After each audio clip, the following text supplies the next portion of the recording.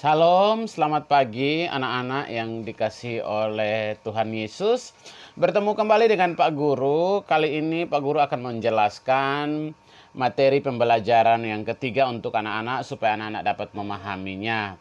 Namun sebelum Pak Guru menjelaskan, Pak Guru mohon kita siapkan hati, kita berdoa bersama-sama. Pak Guru akan memimpin doa. Kita berdoa. Tuhan Yesus, terima kasih Tuhan sudah menyertai, memimpin kami dari malam. Dan kami boleh bangun di pagi yang cerah penuh berkat Tuhan. Sekarang kami akan belajar agama bersama anak-anak. Tuhan mari berkati, berikan hikmat kepada anak-anak untuk dapat memahami apa yang dijelaskan dan bisa mengerti, tidak hanya mengerti tapi menjalankan, menjadi anak-anak yang takut Tuhan, anak-anak yang hormat orang tua, dan anak-anak yang berbakti kepada Tuhan. Mari berkati kami Tuhan Yesus, dalam nama Tuhan Yesus kami berdoa, amin.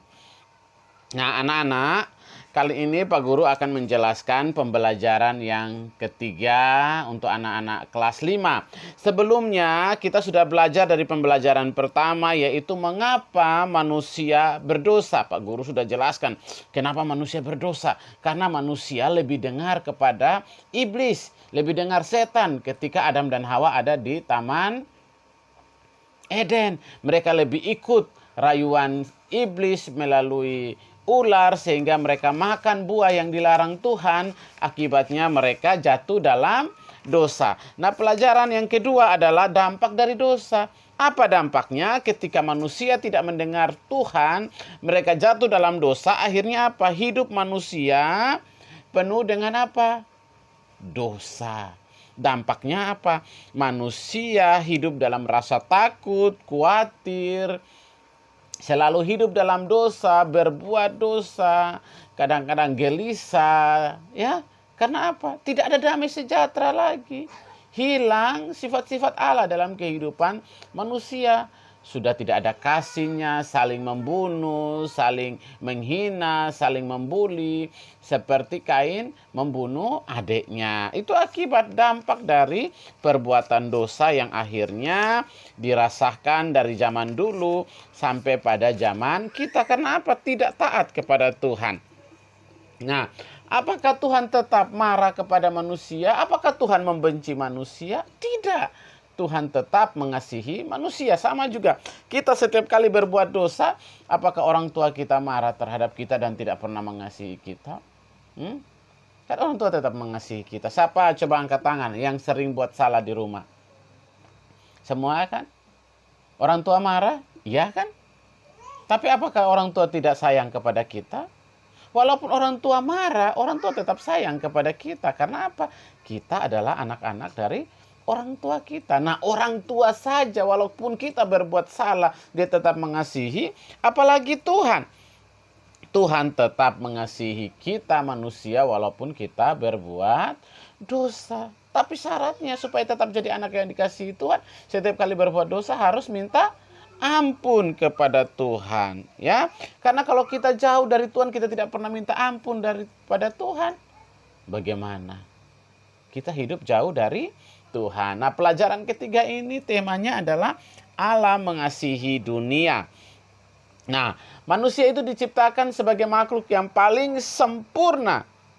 Ya, tapi manusia jatuh dalam dosa. Hal ini menjadikan hubungan Allah dan manusia terputus, ya. Hubungan Allah dan manusia jauh. Ya, manusia tidak bisa lagi hidup bersama-sama dengan Allah di taman yang Allah ciptakan bagi manusia. Tapi Tuhan tetap sayang kepada manusia. Sehingga ketika manusia jatuh dalam dosa di Taman Eden, itu Tuhan memberikan janji kepada Adam dan Hawa. Ya, janjinya yang disebut dengan janji induk itu terdapat dalam Kejadian 3 ayat 15. Pak Guru bacakan ya, Kejadian pasal 3 ayat 15. Aku akan mengadakan permusuhan antara engkau dan perempuan ini, antara keturunanmu dan keturunannya. Keturunannya akan meremukkan kepalamu dan engkau akan meremukkan tumitnya. Ini firman kepada siapa? Kepada ular atau jelmaan dari setan. Bahwa Tuhan akan mengadakan permusuhan antara setan dan manusia, antara iblis dan manusia. Bahwa apa? Manusia akan meremukkan kepala ular atau iblis. Sementara kalau iblis lihat manusia duluan, dia akan meremukkan tumitnya. Artinya ada permusuhan. Bahwa manusia tidak boleh hidup dengan petunjuk setan. Manusia tidak boleh hidup dengan arahan dari setan. Dia harus hidup di dalam Tuhan. Tidak boleh dengar iblis, tidak boleh dengar setan. Nah, walaupun manusia jatuh dalam dosa, berkali-kali manusia jatuh dalam dosa, tetapi Tuhan tetap mengasihi manusia. Itu terbukti dalam kitab Yohanes 3 ayat 16. Pak Guru baca bagi kita ya. Karena begitu besar kasih Allah akan dunia ini, sehingga ia telah mengaruniakan anaknya yang tunggal, supaya setiap orang yang percaya kepadanya tidak binasa, melainkan beroleh hidup yang kekal. Kenapa Tuhan memberikan janji ini? Ketika manusia jatuh dalam dosa, hubungan manusia dengan Tuhan berpisah. Ya, ada jarak. Tuhan tidak berbicara lagi dengan manusia. Tetapi Tuhan melihat lama-lama kepada ciptaannya. Tuhan tetap mengasihinya. Karena itu apa? Tuhan mengirimkan anak tunggalnya. Allah Bapa mengirimkan anak tunggalnya ke dalam dunia. Siapa anak tunggalnya Allah untuk menebus dosa kita? Ada yang tahu? Coba sebut. Angkat tangannya. Ya, Tuhan mengirimkan anaknya, yaitu Tuhan Yesus, menjadi juru selamat. Siapa yang percaya kepada Tuhan Yesus, dia tidak binasa di dalam dosa, dia tidak mati karena dosa. Tetapi mereka yang percaya, siapa yang percaya kepada Tuhan Yesus sebagai Tuhan dan juru selamat pribadinya, dia menerima pengampunan dosa dan dia mendapat hidup kekal. Di mana hidup kekal itu? Di sorga nanti, ya. Nah, karena itu dengan janji itu, dosa yang diperbuat manusia yang menimbulkan penderitaan dalam hidupnya, Tuhan hapuskan kalau kita mau percaya sungguh-sungguh. Itu tergambar dalam kitab Yesaya 7 ayat 4 ya. Kitab Yesaya 7 ayat 4. Pak Guru bacakan bagi kita ya. Yesaya 7 ayat 14 ya. Pak Guru bacakan bagi kita. Sebab itu Tuhan sendirilah yang akan memberikan kepadamu suatu pertanda.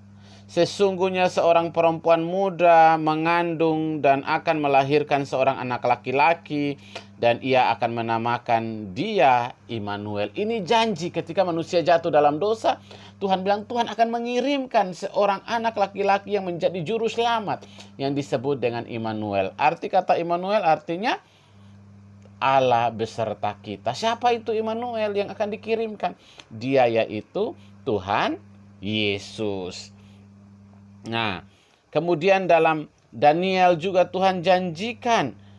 Dalam Daniel 2, Daniel 7, pasal 14 juga Tuhan janjikan bahwa Tuhan Yesus akan tumbuh besar dan menjadi kerajaan Tuhan Yesus akan tumbuh menjadi besar dan menjadi kerajaan kekal. Dia akan datang untuk menyelamatkan kita. Dalam Mika 5 ya, kitab Mika 5, anak-anak bisa buka Mika 5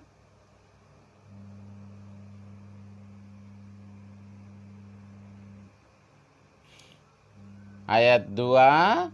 Tetapi engkau, hai Betlehem Efrata, hai yang terkecil di antara kaum-kaum Yehuda, daripadamu akan bangkit bagiku seorang yang akan memerintah Israel, yang permulaannya sudah sejak purbakala, sejak dahulu kala.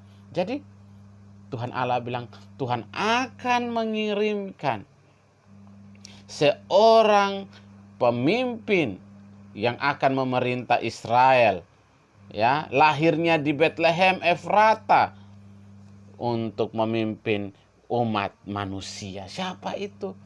Tuhan Yesus yang datang untuk menyelamatkan umat manusia. Ya. Dan juga di Sakaria 9 ayat 9 anak-anak baca ya. Nah, mengapa Tuhan menjanjikan seorang raja dan juru selamat?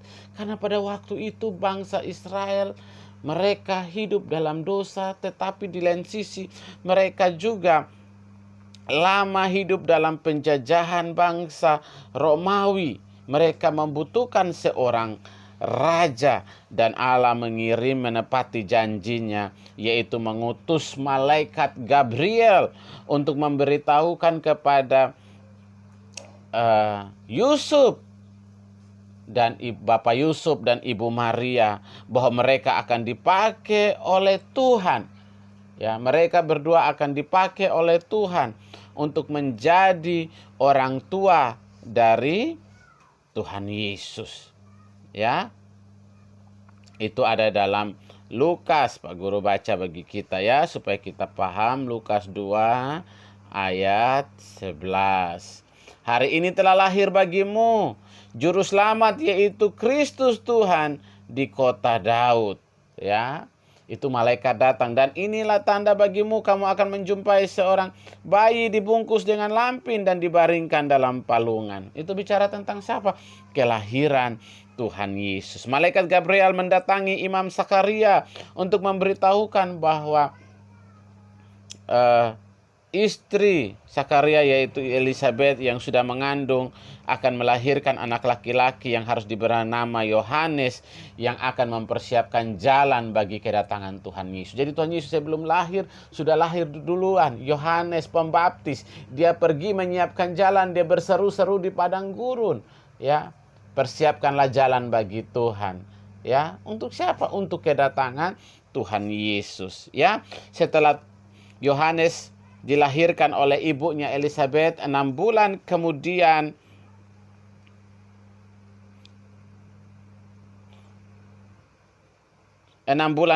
malaikat Gabriel, setelah ibu Elisabeth mengandung 6 bulan kemudian, malaikat Gabriel datang mendatangi ibu Maria, tunangan Yusuf di kota Nazaret. Malaikat Gabriel memberitahui bahwa ibu Maria akan mengandung dari Roh Kudus dan melahirkan seorang anak laki-laki yang disebut Juru Selamat, yaitu Tuhan Yesus. Nah, Tuhan Yesus lahir sebagai Juru Selamat. Dia harus lahir di dunia untuk menebus dosa-dosa manusia. Dosa-dosa siapa? Dosa-dosa kita, umat manusia. Tuhan Yesus datang ke dunia untuk menyatakan kasih-Nya, yaitu rela mati di kayu salib untuk menebus dosa kita. Jadi Tuhan Yesus mati di kayu salib untuk apa? Supaya kita yang berdosa, dosa kita diampuni. Tapi syaratnya apa? Mau dosanya diampuni, syaratnya apa? Anak-anak harus percaya Tuhan Yesus. Percaya Dia sebagai apa? Sebagai Tuhan dan Juru Selamat. Ya, bilang, Tuhan Yesus, saya percaya Tuhan Yesus sebagai Tuhan dan Juru Selamat pribadi saya. Ampuni dosa saya Tuhan Yesus, biar saya jadi anak Tuhan Yesus yang hidup dalam Tuhan Yesus dan akan masuk surga bersama Tuhan Yesus. Ya, nah, Tuhan Yesus memiliki 3 gelar. Yaitu yang pertama gelar Tuhan Yesus ya. Yang pertama yaitu Juru Selamat. Juru Selamat dari bahasa Yunani disebut soter. Artinya penyelamat atau pelepas atau penolong. Ya, fungsinya apa? Tugasnya apa? Menyelamatkan dunia dan manusia. Itu gelar Tuhan Yesus yang pertama, Juru Selamat. Bahasa Yunaninya soter. Gelar Tuhan Yesus yang kedua adalah Kristus. Dalam bahasa Yunani, Kristos. Dari terjemahan kata Ibrani, Mesias atau Al-Masih. Yang artinya apa? Diurapi, Untuk apa? Disediakan untuk menduduki jabatan imam, nabi, dan raja. Ya, kemudian gelar yang berikut yang ketiga adalah Tuhan. Dalam bahasa Yunani Kyrios. Ya, diterjemahkan dengan Tuhan. Kyrios juga berarti guru, Tuhan, majikan, ya.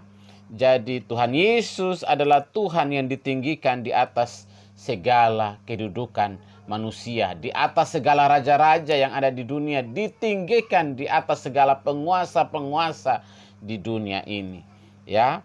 Nah, jadi Tuhan Yesus tertinggi karena Dia juru selamat kita. Dia datang untuk apa?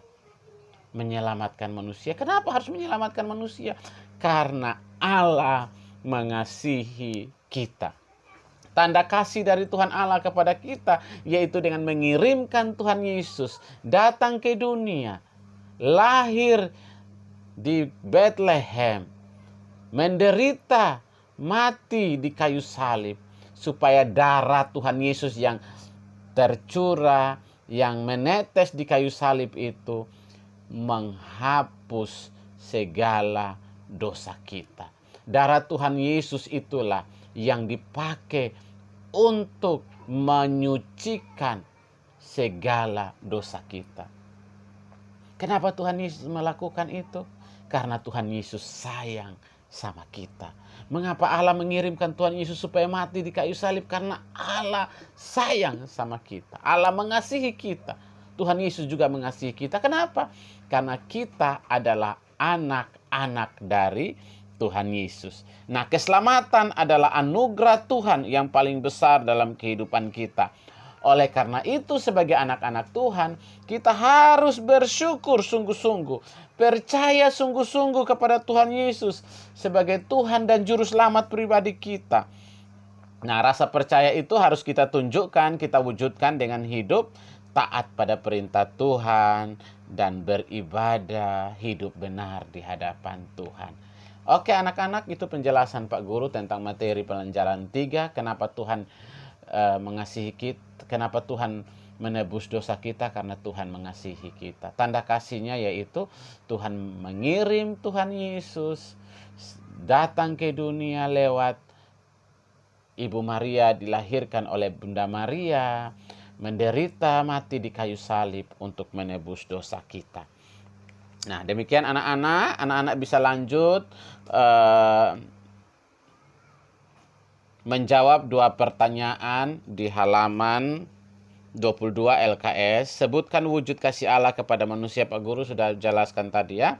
Kemudian mengapa Allah mengasihi manusia? Pak Guru juga sudah menjelaskan tadi kepada anak-anak. Nah, setelah dua soal itu dikerjakan, anak-anak Pak Guru minta menyanyi lagu Bapa Engkau Sungguh Baik. Ya, lagu itu divideokan, ya, dinyanyikan. Pak Guru kasih contoh ya. Bapa Engkau sungguh baik, kasih-Mu melimpah di hidupku. Bapa, ku berterima kasih berkat-Mu hari ini yang Kau sediakan bagiku. Ku naikkan syukurku buat hari yang Kau beri. Tak habis-habisnya kasih dan rahmat-Mu, selalu baru dan tak pernah terlambat pertolongan-Mu.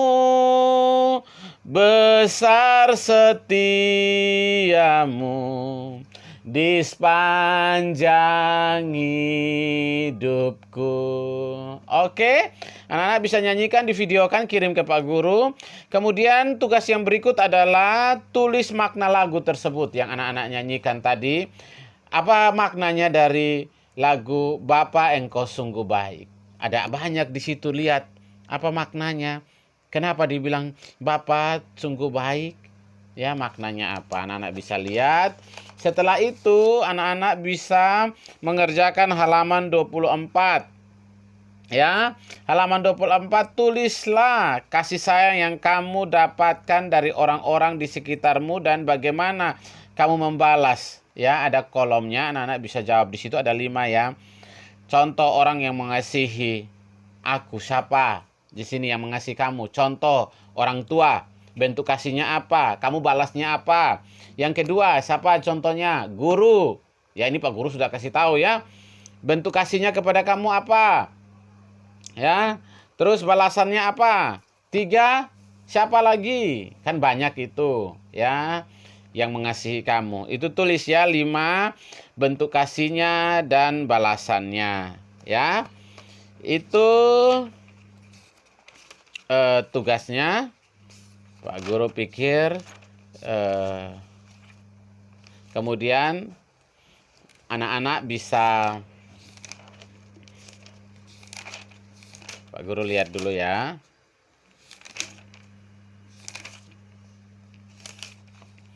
Ya, mungkin anak-anak bisa langsung kerjakan karena sedikit tugasnya. Ya. Itu silakan anak-anak kerjakan ya, nanti kirim ke Pak Guru ya. Demikian penjelasan Pak Guru dan tugas-tugas yang harus anak-anak kerjakan hari ini. Salam, Tuhan Yesus memberkati anak-anak dan juga para orang tua. Tuhan Yesus memberkati.